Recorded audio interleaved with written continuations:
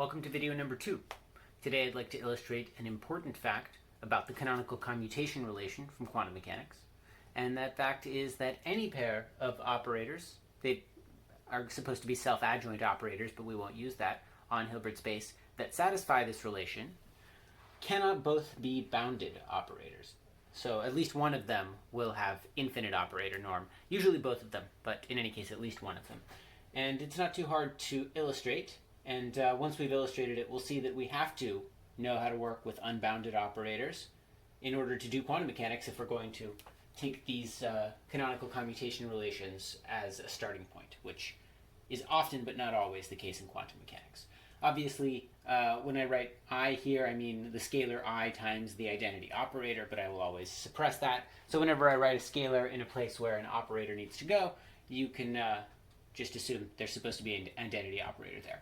So the proof will proceed in two pretty simple steps. First, I'm going to prove a lemma, which is just going to be another commutation relation implied by this one.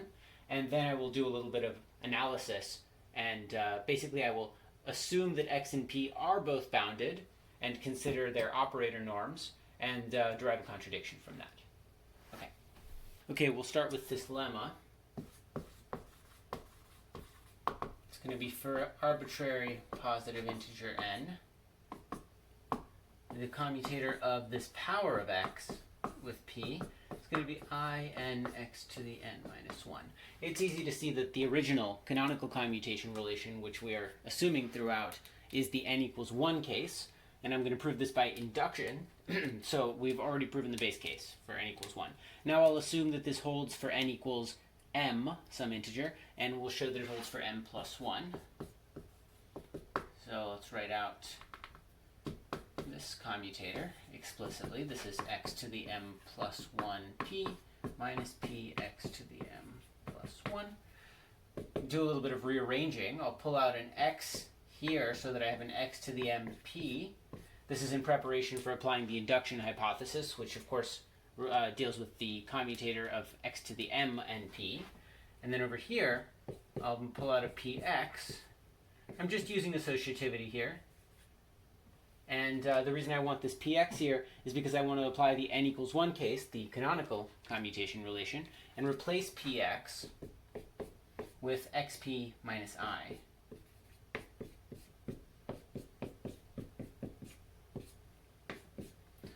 All right, and now I want to do a little bit of rearranging. This first term and this term here, minus xp x to the m, both have an x on the left here. So I will pull that common factor of x out of both. So it's minus x p x to the m. Well, that's good. This is exactly what we need if we're going to apply the induction hypothesis. And then I have minus minus, which is plus I x to the m. Okay, now we can apply the induction hypothesis. This is x times I m x to the m minus 1. Of course, everything here commutes. Powers of x commute with one another. I m is a scalar multiple of the identity operator, so it commutes with everything. So this is plus I x to the m. But of course, when I pull this out, I get I times m times x to the m plus one more I x to the m. Well, that's just what we wanted. I m plus 1 x to the m. And that completes the lemma, the proof of the lemma. Okay, so this auxiliary commutation relation is necessary for the next step. We're going to assume that x and p are bounded operators, that they have some operator norms, which are finite real numbers, and we're going to get a contradiction from that. So in particular, if this is true and x and p have operator norms, then certainly x to the n has an operator norm, and certainly this whole commutator does, and so and obviously this right-hand side does. So we'll write this out and take the operator norms of everything. And I'll just use single bars here because I think it's a little cleaner notationally. All right, well, I can pull out this in, it's just a constant. The norm of in times the identity operator is just n, some positive integer. All right, now, so I want to know that this original expression is equal to this, but now I'm going to also say something about this expression using the triangle inequality. And the triangle inequality tells me this is no bigger than the norm of x to the n p minus the norm of p x to the n. Okay, and plus. There we go. And the submultiplicativity of the operator norm tells me this is in turn no bigger than the norm of x to the n times the norm of p plus the norm of p times the norm of x to the n. But now these are just real numbers, so they commute. So this is just twice this. Okay, and I want to compose these two inequalities to say that this is no bigger than this.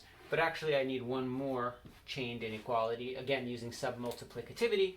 This is going to be twice the norm of x to the n minus 1 times, well, I don't have room here, do I? This is no bigger than twice the norm of x to the n minus 1 times the norm of x times the norm of p. And now I want to use this form of the original expression. So I will erase this. And I just said that this was greater than or equal to this original expression, n of the norm of x to the n minus 1. Well, the norm of x to the n minus 1 isn't going to be 0, because the canonical commutation relation couldn't hold if x were nilpotent. Why is that obvious? I'm not sure why that's obvious, but maybe that's why this is not a good polished video. But for whatever reason, I feel like I can divide through by the norm of x to the n minus 1. Why is that guaranteed not to be 0? Well, so I haven't used this, but maybe now is the time to say that these are supposed to be self-adjoint. That doesn't guarantee it's not nilpotent, but I think the only nilpotent self-adjoint operator is the 0 operator. I think that's true. And certainly the canonical commutation relation can't be satisfied if one of these is 0. So for some reason that I will look up when I make a better version of this video, I can divide through by the norm of x to the n minus 1. I'm sure I can. And then I'll divide through by 2. At least I know for sure I can do that.